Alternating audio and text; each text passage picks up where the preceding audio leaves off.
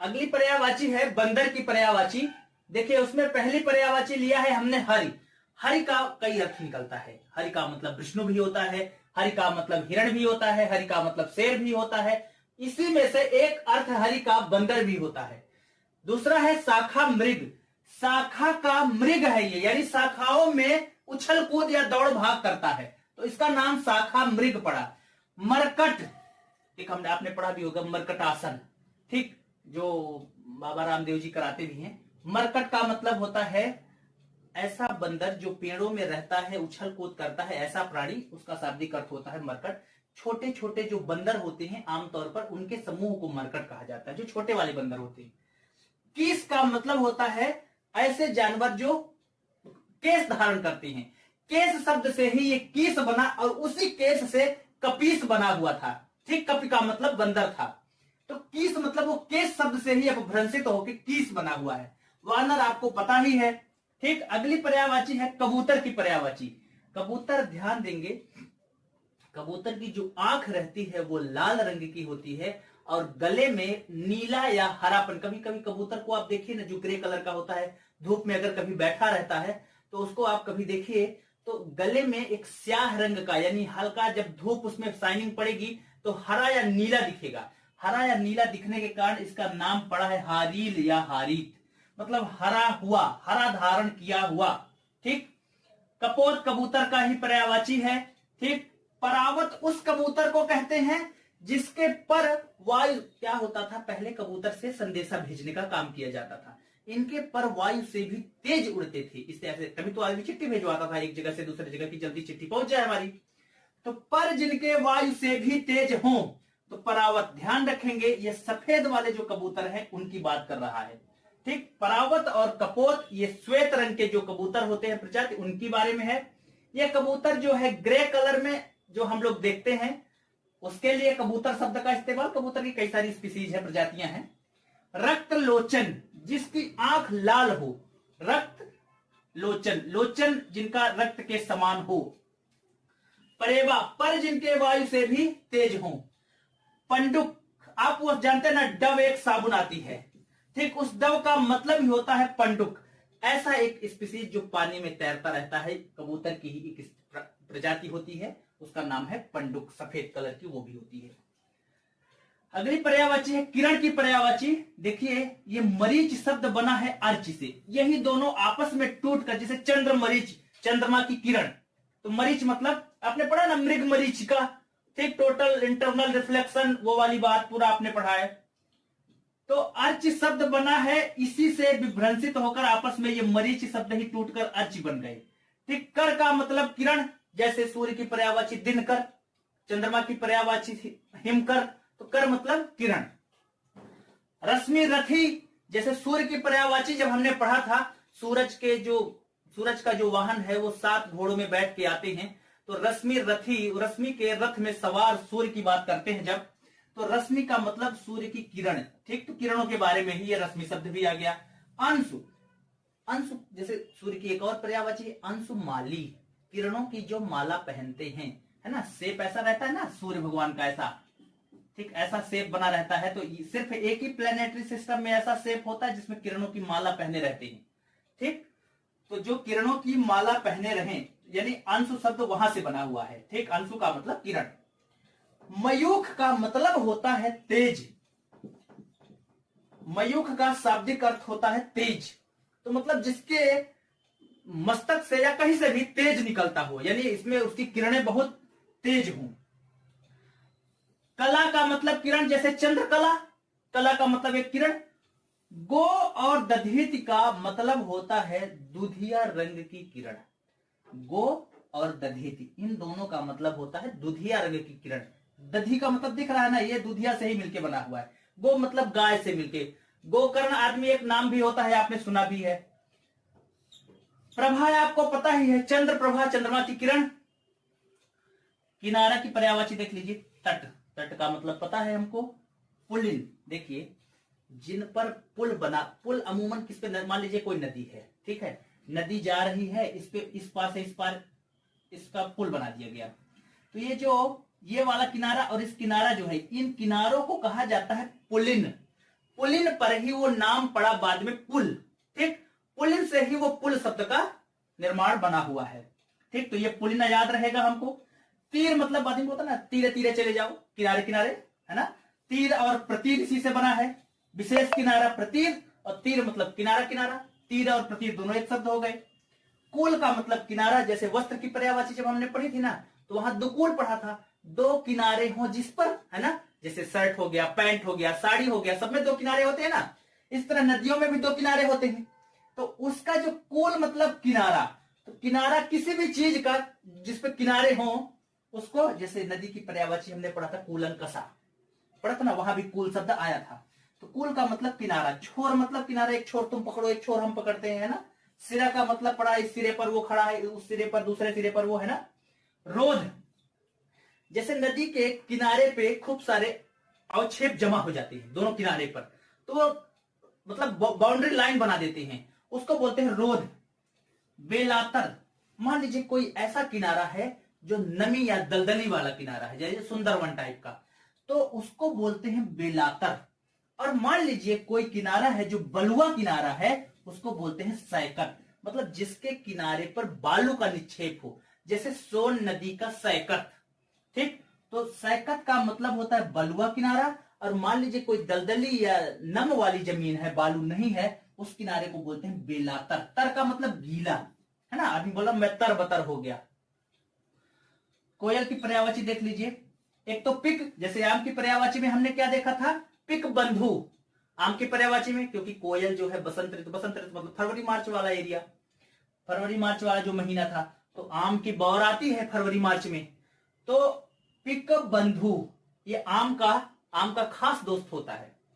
ठीक, कोकिल मतलब इसकी आवाज जो है कुहू कंठ होता है, इसकी हमेशा आवाज कलरव ध्वनि निकालता है, कलरव ध्वनि निकालने के कारण इसका नाम पड़ा कोकिल। जैसे स्वर कोकिला, है ना, स्वर जिनका बहुत अच्छा हो।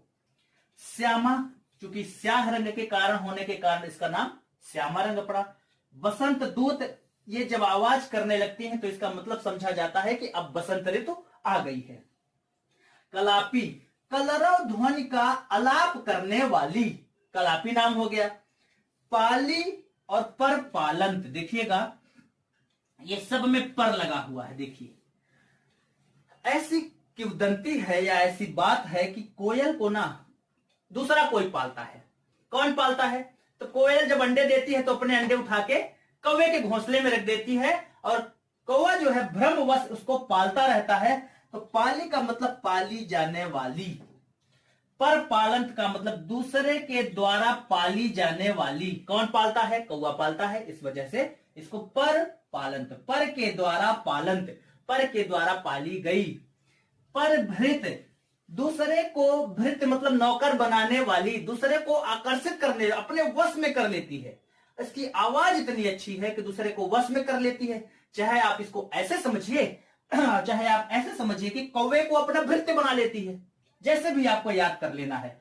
देखिए पर भृत और पर भूत, कंफ्यूज बिल्कुल नहीं होना है। पर भूत, जिसका भूत दूसरे पर डिपेंड हो। किस पर डिपेंड होता है, कौवे पर डिपेंड होता है। इसका भूत मतलब पास्ट। काकली रव, कलरव ध्वनि का आवाज निकाले, कू करके आवाज निकालती है, काकल काकल आवाज निकालती है। रव का मतलब होता है कलरव मतलब आवाज, तो काकल की आवाज करने वाली। सारंग मतलब, सारंग के जैसे 82 पर्यायवाची अर्थ होते हैं। सारंग के बहुत अर्थ होते हैं, कमल भी होता है, पानी भी होता है, मोर भी होता है, बहुत सारी चीजें होती हैं, कोयल भी होता है। तो सारंग का एक मतलब कई रंग में होने के कारण, चूंकि जो नर कोयल होता है, ध्यान रखेंगे, कोयल गाता है नहीं, सॉरी कोयल गाती है नहीं, कोयल गाता है। एब्सोल्युटली करेक्ट बोल रहा हूं, क्योंकि केवल मेल कोयल ही गाता है, नर कोयल ही गाता है, मादा कोयल गाती ही नहीं है।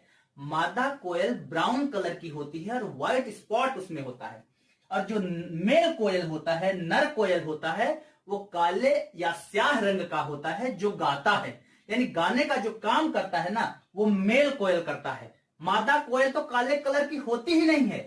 ठीक, यानी कोयल गाता है, न कि कोयल गाती है। ठीक, तो देखिए वासंत, बसंत ऋतु का आगमन का सूचना देता है। बसंत ऋतु में ये इनकी आवाज सुनाई देती है, इसलिए इनको वासंत बोला जाता है।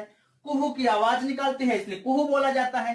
कुहू कंठ से निकालती है, इसलिए कुहू कंठ कहा जाता है।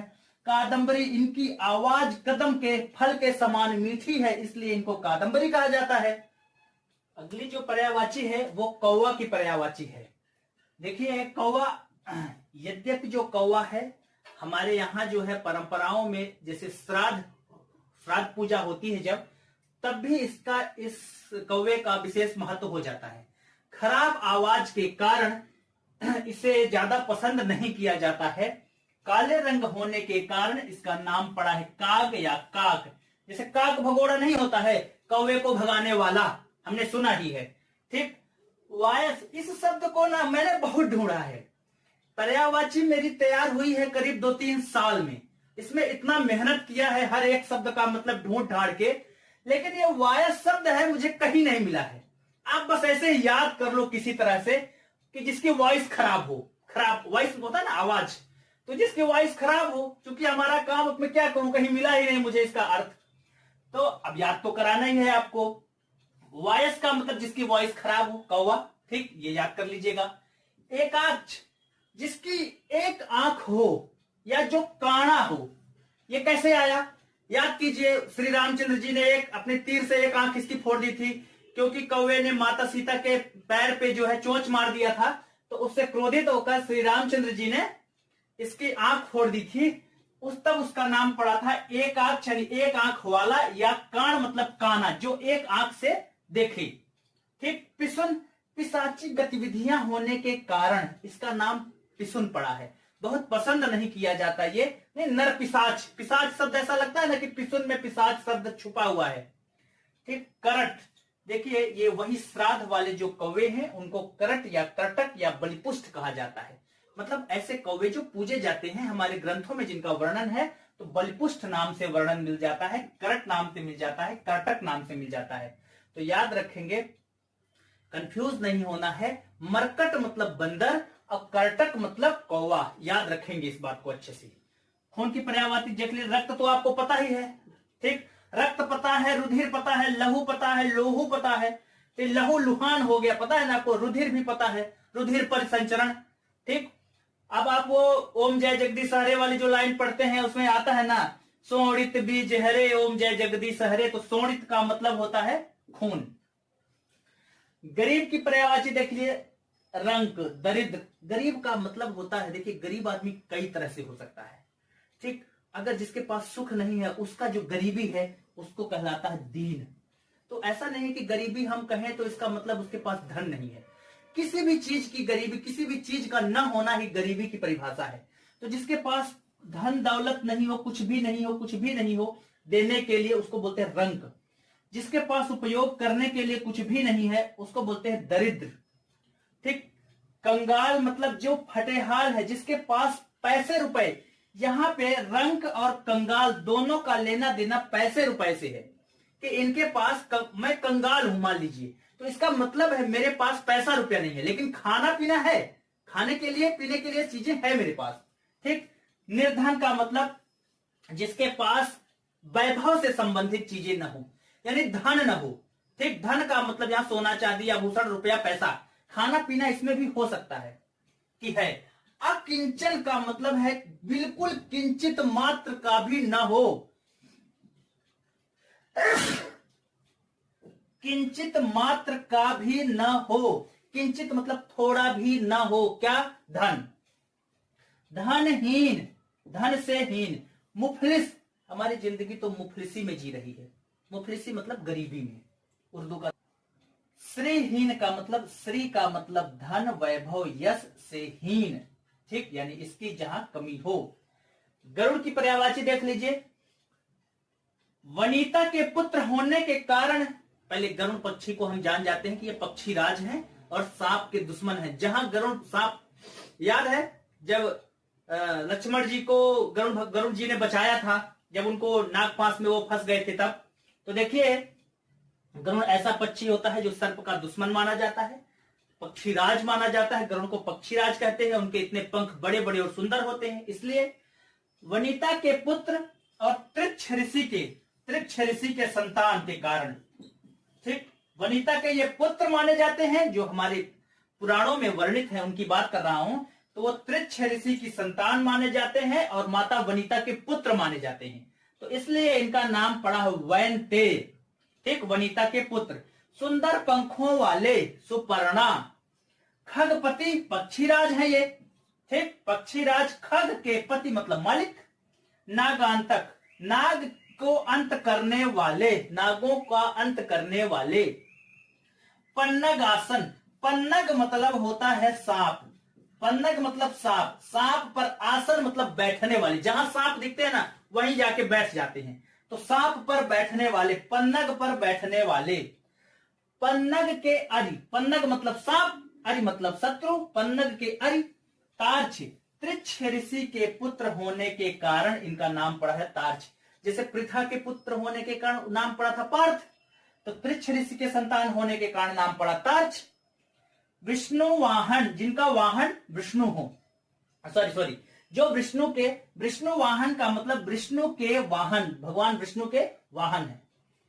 घमंड की पर्यायवाची देख लीजिए, बिल्कुल नहीं करना चाहिए। अभिमान और अहंकार, अहम की भावना, अहम का मतलब होता है घमंड, इस शब्द का मतलब होता है मैं ही सब कुछ हूं।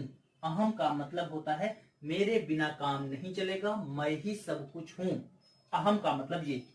गर्व जो है पॉजिटिव चीजों का अगर घमंड है, जैसे मान लीजिए विराट कोहली ने सेंचुरी बनाई, उसके बाद उत्साह में उसने बैट वो किया, थोड़ा सा जेस्चर पोस्चर किया, तो वो उसको पॉजिटिव एटीट्यूड, जो चीज आपके पास है अगर उसका घमंड किया जाए तो वो चीज गर्व कहलाती है। ये पॉजिटिव सेंस के लिए, यद्यपि घमंड सारे ही निगेटिव होते हैं, लेकिन उनमें से सबसे पॉजिटिव वर्ड जो है वो गर्व ही है।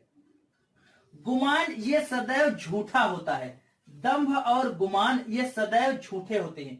जैसे मान लीजिए मेरे पास कार नहीं है, गाड़ी नहीं है, बंगला नहीं है, फिर भी मैं उस चीज का ऐसा दिखावा कर रहा हूं कि जैसे मेरे पास है, ऐसा रहन सहन रख रहा हूं कि मैं राजाओं जैसे रहता हूं, ऐसी बात। दर्प मतलब होता है गलत चीज का घमंड, सबसे ज्यादा इस्तेमाल आदमी इस समय यही कर रहा है, गलत चीज का घमंड। जिस बात का घमंड नहीं करना चाहिए, जो अनुशासन के योग्य नहीं है, उस चीज का घमंड। जैसे गलत बातों का घमंड, मैं तो अपने बाप से नहीं डरता हूं, मैं तो 4-4 पैग एक बार में पी जाता हूं, मैं तो 80-90 की स्पीड के नीचे गाड़ी ही नहीं चलाता, अरे मैं जब अपने माँ बाप की नहीं सुनता तो तुम कौन हो, इसे कहते हैं दर्प। अगली जो पर्यायवाची है वो लक्ष्मी जी की पर्यायवाची है। देखिए लक्ष्मी की पर्यायवाची और सरस्वती जी की पर्यायवाची में पेपर में बहुत कंफ्यूजन क्रिएट किया जाता है, ठीक। जैसे एक प्रश्न है ये कमला, वहां पर एक नाम था विमला, तो कमला, विमला, धवला, ये 3 पर्यायवाची शब्द बहुत परेशान करते हैं, तो ध्यान रखना है। सिंपली अगर मान लीजिए कमल की पर्यायवाची वाला शब्द आता है तो हम लक्ष्मी जी की पर्यायवाची मानेंगे, जब तक उसमें श्वेत शब्द नहीं लगा है, यानी श्वेता, श्वेत पद्मासना, महाश्वेता, अगर श्वेत शब्द लग जाता है तो सरस्वती की पर्यायवाची समझ लेंगे, और जब तक नहीं लगा है यानी सिंपल कमल की पर्यायवाची है, तब वहां हम लक्ष्मी की पर्यायवाची समझेंगे, लक्ष्मी जी की। तो देखिए लक्ष्मी का मतलब होता है धन, वैभव, यश, ठीक। इसलिए श्री का जब किसी को संबोधित करना हो, यशस्वी कहना हो, तो हम लिखते हैं ना श्री, श्रीमान, है ना, तो श्री का मतलब ये हो गया। इनका जो जन्म हुआ है वो समुद्र से जन्म हुआ है, समुद्र मंथन के दौरान इनका जन्म हुआ है, तो इसलिए इनका नाम क्षीर सागर में जन्म लेने के कारण क्षीरोतनया, सिंधु की रत्ना, सिंधु समुद्र मंथन से जो रत्न पैदा हुए उनमें लक्ष्मी जी एक थी, इसलिए सिंधु रत्ना, सिंधुजा, यहां सिंधुजा लिखा हुआ है, सिंधुजा, समुद्रजा यानी सिंधुजा यानी सिंधु में जन्म लेने वाली, समुद्रजा मतलब समुद्र में जन्म लेने वाली। देखिए पार्वती जी का नाम भार्गवी है, शिव जी का नाम ब्रह्मा, विष्णु, महेश, इन तीनों का ही नाम भार्गव है, क्योंकि ये भृगु ऋषि की संतान है। इस कारण भार्गवी अगर बोलता है तो पार्वती जी की पर्यायवाची होगी, और श्री भार्गवी कहता है तो लक्ष्मी जी की पर्यायवाची में रखेंगे हम। तो देखें श्री की पर्यायवाची समझ में आ गया, श्री का मतलब समझ में आ गया। जैसे पार्वती जी का नाम था उमा, वैसे ही इनका नाम है रमा। उमा और रमा कहा जाता है, ऐसी किंवदंती है कि ये बहन है। ज्यादा हमको उसका ग्रंथों का जानकारी नहीं है। हमारा उद्देश्य केवल और केवल शब्दों को याद कराना है बस आपको। हरिप्रिया, विष्णु, हरि का मतलब विष्णु जी की प्रिय, ठीक, विष्णु को जो प्रिय लगी। पद्मा मतलब पद्म, ये जो कमल है इंदिवर कमल में बैठती हैं। इंदिवर कमल का मतलब होता है ब्लूइश पिंकिश कमल, मतलब नीला गुलाबी जो कमल टाइप का होता है ना, उसमें ये बैठती हैं। इस वजह से इनका नाम इंदिरा पड़ा है, इंदिवर कमल में बैठने के कारण। ठीक, तो इंदिरा नाम कैसे पड़ा ये आपको समझ में आ गया। देखिए इंदिरा और इंद्रा, इंद्रा दोनों अलग अलग चीजें हैं। इंद्रा जो है इंद्र की पत्नी यानी इंद्राणी है, और इंदिरा जो है, भाई इंदिरा में द्र थोड़ी लगा हुआ है, इंद्रा में द्र लगा हुआ है। तो इंदिरा का मतलब जो इंदिवर कमल में बैठती है अर्थात लक्ष्मी जी। ठीक, इसी तरह कमल में बैठने के कारण पद्मा, पद्म में बैठने के आसन लेने के कारण पद्मासना, ये नाम लक्ष्मी जी की हैं। अगली जो बहुत महत्वपूर्ण पर्यायवाची है वो अर्जुन की पर्यायवाची है। तो देखिएगा ये 2-3 बार पेपर में भी पूछी गई है। पहली जो पर्यायवाची है गुडाकीस, ये शब्द बना है गुडाका धन ईस। गुडाका धन ईस का मतलब, गुडाका का मतलब होता है नींद, ईस मतलब उसके देवता। नींद पर विजय प्राप्त करने वाले कौन कौन से? लक्ष्मण और अर्जुन, ये नींद पर इनको विजय प्राप्त है। ठीक, तो ये गुडाका के ईस मतलब नींद पर विजय, जो हमारा महाभारत का युद्ध हो रहा था उसमें रात के ये संवाद भी करते थे, रात में शिक्षाएं भी लेते थे, कृष्ण इनको समझाते रहते थे, वो खूब आपने सुना है। तो रणनीतियां बनाते थे युद्ध की रात में। तो गुडाका धन ईस, गुडाका का मतलब नींद पर विजय प्राप्त करने वाले। बृहन्नला, एक बार इंद्र से मिलने अर्जुन स्वर्ग पे गए थे, वहां पर उर्वशी इनको देखकर मोहित हो गई थी, लेकिन अर्जुन ने उनके प्रेम प्रस्ताव को खारिज कर दिया था। यह बात उर्वशी को अच्छी नहीं लगी और उन्हें श्राप दे दिया था कि आप अज्ञातवास के दौरान आपको 1 वर्ष तक नाचने गाने वालों के बीच में रहना पड़ेगा, किन्नर के वेश में रहना पड़ेगा। तब अज्ञातवास के दौरान राजा विराट के यहां विराट की पुत्री को, यानी जो विराट की पुत्री थी वो उनका नाम था उत्तरा, उनको यह नृत्य सिखाया करते थे। बाद में चल के वही उत्तरा का विवाह जो है अभिमन्यु के साथ हो गया था। और हम उत्प्रेक्षा अलंकार का वो उत्कृष्ट उदाहरण पढ़ते हैं, कौन सा? कहती हुई यूं उत्तरा के नेत्र जल से भर गए, हिम के कणों से पूर्ण मानो हो गए पंकज नए, वो उसी का उदाहरण है। सव्यसाची का मतलब होता है जो दोनों हाथ से, दाएं और बाएं हाथ दोनों हाथ से तीर चला ले, उसे सव्यसाची कहते हैं। ये फैशन डिजाइनर हैं, बहुत अच्छे से आप इनको जानते भी हैं। धनंजय, धन को जीतने वाले, कृष्ण ने इनको धनंजय कहा था जब महाभारत का युद्ध समाप्त हो गया था, समस्त विश्व को जीत गए थे, सभी धन के मालिक बन गए थे, इनको उस तब धनंजय कहा गया। पार्थ, कुंती का एक उपनाम था पृथा,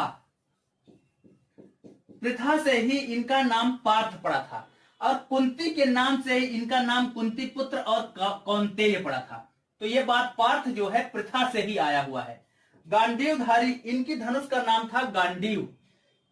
ये धनुष ऐसे इनको प्राप्त हुई थी, एक बार कण्व ऋषि तपस्या कर रहे थे, तपस्या करते करते वो इतना लीन हो गए कि उनके शरीर में दीमक की बॉबी बन गई पूरी तरह से। बाद में ब्रह्मा जी जब प्रकट हुए, उनको आशीर्वाद दिए, तब उनको ध्यान आया कि ये जो है 3 बांस जो इनके बॉबी पे उग आए हैं, उनको उन्होंने काट के ब्रह्मा जी ने विश्वकर्मा जी को दे दिया। विश्वकर्मा जी ने उससे 3 धनुष बनाई थी, गांडीव, पिनाकी और जो सारंग है विष्णु भगवान के पास जो धनुष थी, शिव जी के पास वो पिनाकी धनुष, वो अग्निदेव के द्वारा होते होते होते ये हुआ क्या कि वो जो 3 धनुष बनी पिनाकी, वो शिव जी को मिली।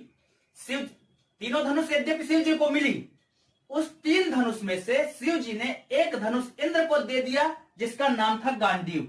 बाद में यही गांडीव अर्जुन के पास आ गई थी। दूसरी धनुष थी सारंग, सारंग को जो शिव जी हैं वो विष्णु जी को दे दिए थे। ठीक, और पिनाकी खुद शिव ने धारण किया था, इसलिए शिव जी का नाम भी है पिनाकी।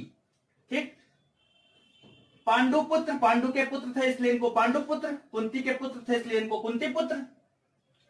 राम, इनकी नेक्स्ट पर्यायवाची जो है राम, बहुत इंपॉर्टेंट पर्यायवाची है। 2 अमिताभ एक पर्यायवाची अभी पूछी भी गई है, तो उसको थोड़ा सा नोट करेंगे। एक रघुकुल के मालिक थे, रघुवंश से संबंध रखते थे, जो आप नाम जानते हैं उस पर हम ज्यादा चर्चा नहीं करेंगे, टाइम वेस्ट हमको इसमें नहीं करना है। रघुपति, राघव, रघुनंदन, दशरथ के पुत्र थे, तो दशरथ याद रखेंगे, दशरथ ये पूछा हुआ है।